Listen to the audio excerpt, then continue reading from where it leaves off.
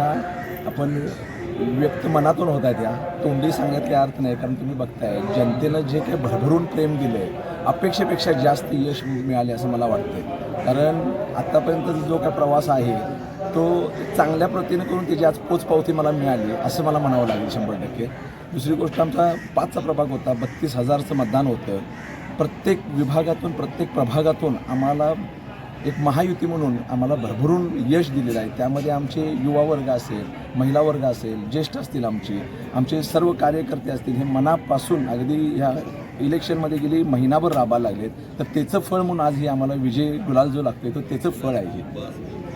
विकासाचं बोलायचं झालं तर मला एक सांगायला आनंद वाटेल की केंद्रामध्ये आमची सत्ता आहे भाजपची, त्यानंतरनं आमच्या राज्यामध्ये पण आपली भाजपची सत्ता आहे. दुसरी गोष्ट, आपल्या इथं आमदार साहेब आमचे लाडकी दक्षिणचे आहेत, अमल माडिक साहेब आहेत, खासदार साहेब आहेत आमचे मुन्ना साहेब, त्यानंतरनं मंत्री पालकमंत्री साहेब वगैरे आहेत. ह्यांच्या माध्यमातून आम्हाला प्रभागामध्ये निधीचा तुटवडा होणार नाही, विकास निधींचा. त्याच्यामुळं म्हणाल ते काम आम्ही करू शकतो आणि आमचा प्रभाग कोल्हापूर शहरामध्ये कसा 1 नंबरचा करता येईल हेच आमचा मानस असेल. त्यामुळे आपला प्रभाग आपण पाहत आहात मावळा न्यूज 24, सर्वसामान्यांचा बुलंद आवाज.